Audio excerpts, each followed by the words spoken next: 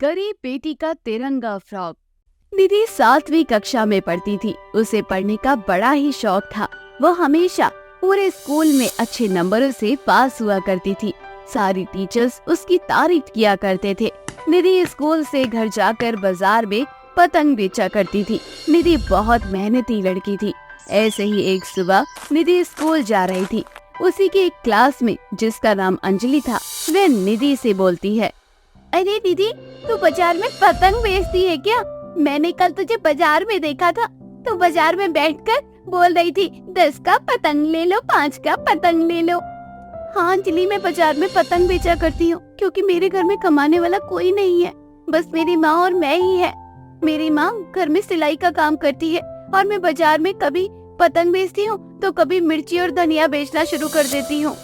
सच में तो इतनी गरीब है। OMG, मुझे लगा था कि शायद मेरी फ्रेंड हमारे लेवल के हिसाब से है, लेकिन तू तो गरीब निकली। अब ना तुझे मेरे साथ रहने की जरूरत नहीं है क्योंकि मैं नहीं चाहती कि हमारी बेइज्जती हो जाए। तेरी वजह से सब लोगों को पता चलेगा कि अंजलि की फ्रेंड गरीब है और वे बाजार में पतंग बेचती है। कितनी बड़ी इंसल्ट होगी मेरी। ऐसी बात नहीं है अंजलि, गरीब और अमीर होना तो किस्मत की बात है। और दूसरी चीज ये है कि भगवान ने सबको बराबर बनाया है।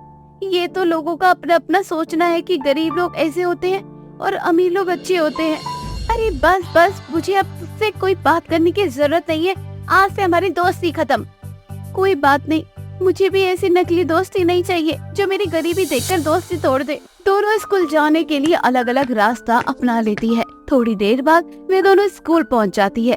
स्कूल में उनकी क्लास टीचर अनीता सभी बच्चों को बोलती है, देखो बच्चों, आज से 14 दिन बाद हमारे स्कूल में स्वतंत्रता दिवस मनाया जाएगा, जिसमें सभी बच्चों को मिलजुल कर अपना अपना योगदान देना होगा।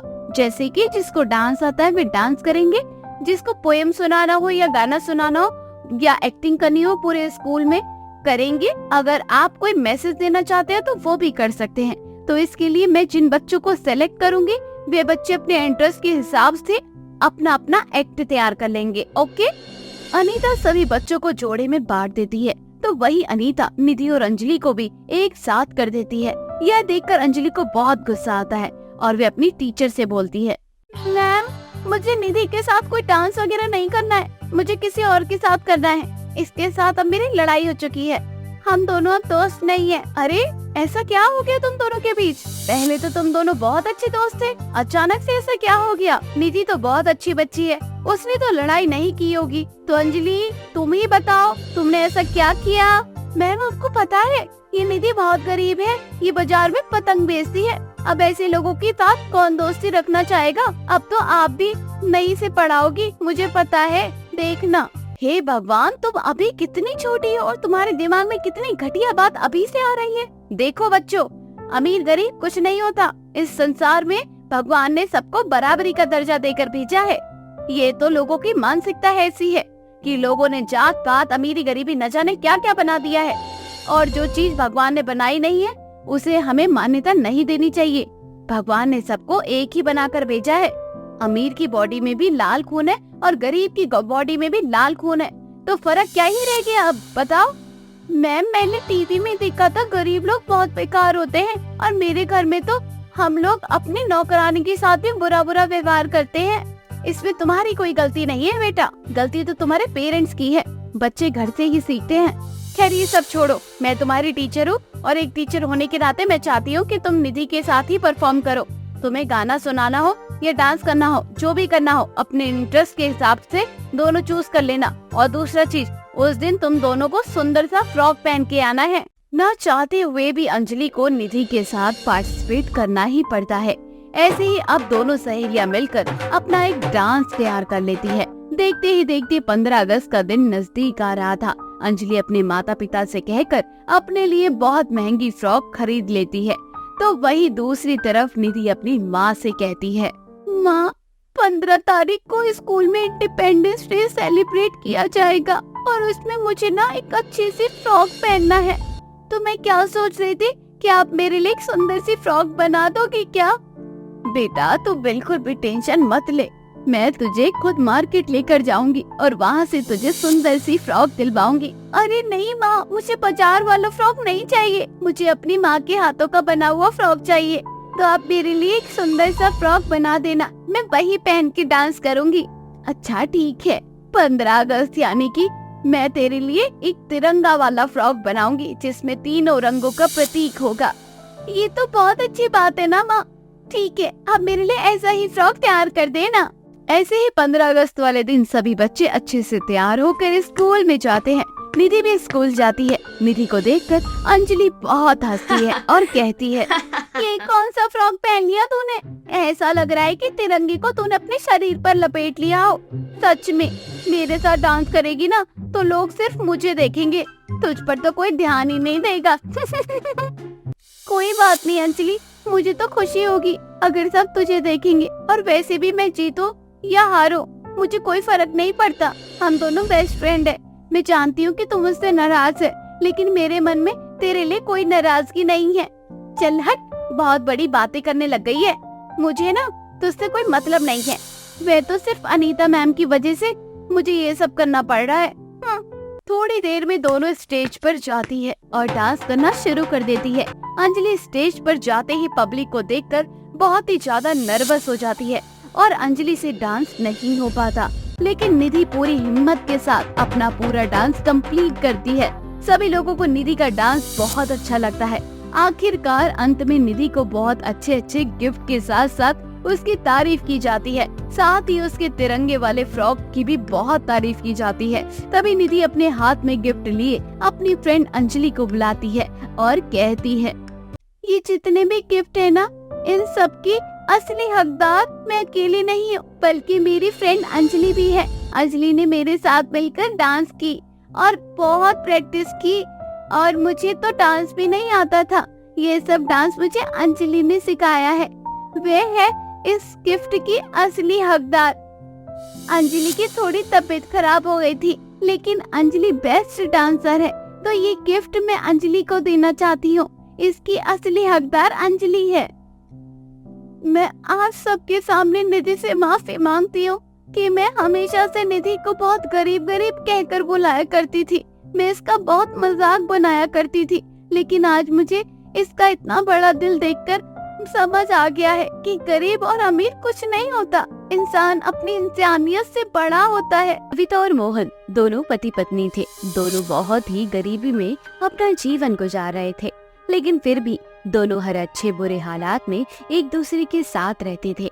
ऐसे ही एक दिन मोहन थका हारा मेहनत करके घर आता है। उसे बहुत जोर से भूख लगी थी। वो सविता से खाना लाने को बोलता है। तभी सविता उसे खाना देती है और खुद उसके पास बैठकर अपने पल्लू से उसे हवा कर रही थी। ये देख मोहन सविता को बोलता है, अरे सविता, मेरा सेवा पानी ही करती रहोगी या खुद भी खाना खाओगी? अरे आप खाइए ना, मैं आपके बाद खा लूंगी। ऐसे कैसे मेरे बाद खा लोगे? इस घर में सिर्फ हम दोनों रहते हैं। यहाँ ना कोई सास है ना ससुर जिसके सामने तुम्हें शर्म आती हो। अरे मैं तुम्हारा पति हूँ, मेरे साथ तो तुम खुलकर रह सकती हो। एक काम करो, आओ यहीं बैठकर मेरे साथ खाओ, हम दोनों साथ में ही खाएंगे। अरे मोहन जी आप खा लेना, मैं बाद में खा लूंगी। ऐसे कैसे हमेशा तुम मेरे साथ खाती हो? आज बाद में खाओगी? क्या बात है, मुझसे नाराज हो क्या? मुझसे कोई गलती हो गई है जो तुम मुझसे इस तरह से दूर हो? क्या बात है मेरी गुलाबो? अरे ऐसा कुछ भी नहीं है, नाराज नहीं हूँ आपसे मैं। और आप इतने अच्छे पति हो, आपसे भला कौन नाराज हो सकता है? मेरे लिए इतना करो, मैं बस आज आपको खाते हुए देखना चाहती हूँ। ठीक है फिर मत खाओ, मैं भी नहीं खा रहा। आप भी ना बड़े जिद्दी हो, रुको अभी खाना लेकर आती हूँ। सविता किचन में जाती है। किचन में खाना ही नहीं था। वे खुद के लिए सुबह की बची हुई रोटी और चीनी लेकर आती है और वही बैठकर खाने लगती है। यह देखकर मोहन उससे बोलता है, अरे ये क्या, तुम चीनी और रोटी क्यों खा रही हो? घर में तो दाल चावल सब्जी बनी है ना, तो तुम ये क्यों खा रही हो? अरे दरअसल ये रोटी ना सुबह की बच गई थी, तो मैंने सोचा क्यों ना मैं रोटी चीनी के साथ खा लूं। बर्बाद होने से तो अच्छा है ना कि मैं ही इसे खा लूं। और रही बात दाल चावल सब्जी की, तो घर में ना थोड़ा राशन खत्म हो गया है, इतना ही बचा था, तो वे मैं आपके लिए बना दिया। माफ करना सविता, मेरी वजह से तुम्हें ये सब सहने को मिल रहा है। हर लड़की का सपना होता है कि वो शादी करके आराम से अपने ससुराल में रहेगी और एक तुम्हारी किस्मत है। मेरे से शादी करने के बाद तो गरीबी ही गरीबी नजर आ रही है तुमको। अरे ऐसा मत बोलिए आप, मेरे लिए बहुत करते हैं आप। जानती हूँ अभी समय कुछ अच्छा नहीं चल रहा है, लेकिन कहते हैं ना, हर एक दिन एक जैसा नहीं होता। आज अच्छा नहीं है, कल अच्छा होगा। और आप मुझसे बहुत प्यार करते हैं, और मुझे क्या चाहिए। ऐसे ही कुछ दिन बीत जाते हैं। एक दिन अचानक से सविता की तबीयत खराब हो जाती है। उसका किसी भी काम में मन नहीं लग रहा था। उसे बार बार उल्टी चक्कर आ रहे थे। उसकी तबीयत को देखते हुए मोहन उसे पास के अस्पताल ले जाता है, जहाँ उसका चेकअप होता है। और चेकअप होने के दौरान पता लगता है कि सविता माँ बनने वाली है। ये खबर सुनकर दोनों मियाँ बीवी बहुत खुश होते हैं। मोहन अब और मेहनत करना चाहता था और ज्यादा पैसे कमाना चाहता था, ताकि उसकी पत्नी और उसका होने वाला बच्चा दोनों एक खुशहाल जीवन जी सके। ऐसे ही एक दिन मोहन सविता को बोलता है, सविता, अभी तो तुम्हें दूसरा महीना लगा है और मैं चाहता हूँ कुछ महीनों के लिए मैं शहर चला जाऊँ। दिल तो नहीं कर रहा कि तुम्हें ऐसे छोड़कर जाऊँ, लेकिन क्या करूँ, मजबूरी है। एक पति होने के नाते, एक बाप होने के नाते मुझे ये चीज करनी पड़ेगी। इतना बोलकर मोहन कुछ दिन शहर चला जाता है। तो वहीं दूसरी तरफ सविता अकेले ही घर का सारा काम करती है और अपना ख्याल रखा करती थी। धीरे धीरे सविता का 8वां महीना लग जाता है। अब उसे ना कोई काम हो रहा था, ना वे ठीक से उठ पाती थी, ना बैठ पाती थी। ऐसे ही एक दिन सविता मोहन को फोन करती है और कहती है, आप कब तक आओगे? अब तो 8वां महीना लग चुका है। मुझसे अब घर का कोई काम नहीं हो पाता और मैं अकेली पड़ जाती हूँ। तुम ना बिल्कुल भी चिंता मत करो, बस अगले हफ्ते ही मैं घर आ रहा हूँ। शहर जाकर मोहन की ठाट बाट ही बदल जाते हैं। उसका रहन सहन अब अच्छे खासे पढ़े लिखे अमीर लोगों के साथ शुरू हो जाता है। अगले हफ्ते मोहन अपने घर आता है। सविता अपने पति को देखकर बहुत खुश होती है। ऐसे ही कुछ दिन बाद मोहन के फोन पर उसके शहरी दोस्त पीयूष और अर्जुन का फोन आता है और वे दोनों मोहन से बोलते हैं, अरे क्या यार, लगता है तू अपनी बीवी के पास जाकर ना हमें भूल गया है। ना कोई कॉल, ना कोई बातचीत। अरे ऐसा कुछ नहीं है, वो दरअसल मेरी बीवी प्रेग्नेंट है, तो बस थोड़ा ध्यान रखना पड़ता है उसका। अरे यार, तो बहुत अच्छी बात है ये तो। ऐसे हम सोच रहे थे भाभी और तुझसे मिल लेते हैं, एक बार इसी बहाने डिनर भी हो जाएगा और हम दोनों अपनी अपनी गर्लफ्रेंड लेकर आएंगे तेरे घर। हाँ हाँ, क्यों नहीं। इतना बोलकर मोहन फोन काट देता है। उसे समझ नहीं आ रहा था कि वे अपने दोस्तों को घर बुलाए या ना बुलाए। जब ये बात सविता को पता चलती है तो सविता मोहन को समझाते हुए बोलती है, अरे क्या हो गया, आप घर क्यों नहीं बुलाना चाहते? अरे वे आपके दोस्त हैं, आपसे मिलना चाहते हैं। सविता, तुम्हें नहीं पता, वो काफी अमीर फैमिली से बिलोंग करते हैं। उनके घर में नौकर हैं, गाड़ी है, सब कुछ है, किसी भी चीज की कोई कमी नहीं है। अब मैं उन्हें अपने इस छोटे से घर में कैसे बुला सकता हूँ? और हमारे घर का खाना भी उन्हें पसंद नहीं आएगा, क्योंकि हम गरीब हैं। दोस्ती का एक ही सिद्धांत है, वहाँ पर जात पात नहीं देखी जाती, ना ही अमीरी गरीबी। अगर वे आपके सच्चे दोस्त हैं, तो उन्हें आपकी अमीरी और गरीबी से कोई फर्क नहीं पड़ेगा। मैं तो कहती हूँ आप उन्हें घर बुला लो और इसी जरिए पता चल जाएगा आपको कि वे आपके सच्चे दोस्त हैं या ऐसे ही। सविता के कहने पर मोहन दोनों को घर बुला लेता है। अर्जुन और पीयूष अपनी गर्लफ्रेंड प्रिया और कोमल को अपने साथ लेकर आते हैं। वे चारों मोहन का घर देखकर हैरान हो जाते हैं। थोड़ी देर बाद प्रिया वहाँ आती है।